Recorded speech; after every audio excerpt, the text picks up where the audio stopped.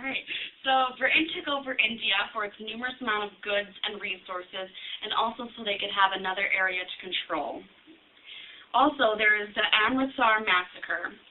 The Amritsar Massacre was when about 1,000 people gathered around for a political meeting, and all of a sudden, the British commander decided to open fire.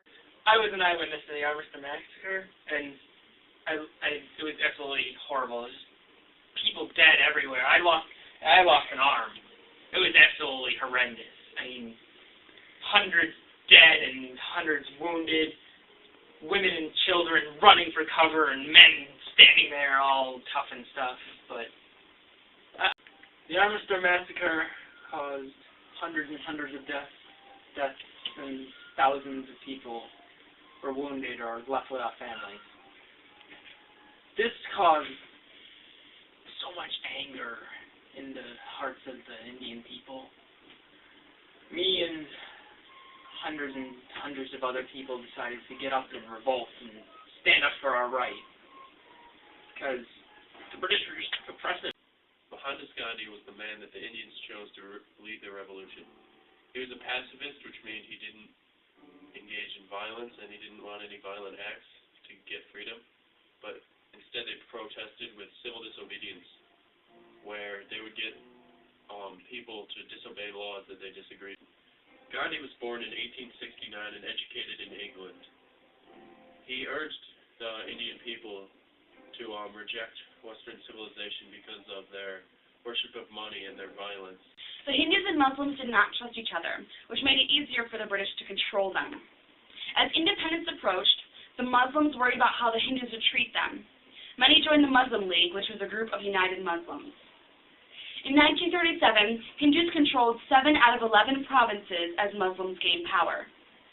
The Muslim League was headed by Muhammad Ali Jinnah, who split from Congress and demanded his own nation. The tension between the Muslims and Hindus kept them preoccupied. Hi, I'm a Hindu. I'm a Muslim. I don't like you. I don't like you either. I don't trust you. I don't trust you! One of Gandhi's most famous protests, called the Salt March, took place in 1930, and it was a 200-mile march from a town called Ahmedabad to the Indian Ocean. This was due to the fact that the British put outrageous amounts of tax on any salt product or any salt, and any Indian who was found trying to make their own or gather them. Okay. 1 month later, Gandhi openly defied British authorities by walking into the sea and picking up a lump of salt. The British did not dare to arrest him. However, they arrested hundreds of his followers. Another month later, Gandhi did the same thing, and they arrested him for that time. This caused outrageous amounts of anger and fury in the Indian people, sparking many parallel marches. India gained its full independence on August 15, 1947. After hundreds of years of struggle, India was finally free. Today they have the world's largest democracy with over 1 billion people. They have a prime minister with 2 houses that run parliament, much like the United States.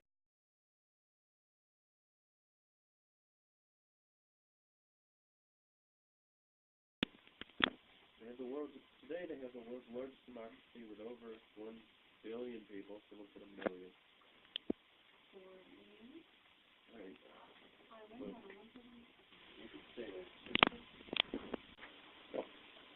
We recording? No, he just told you to go, so it's a pleasure.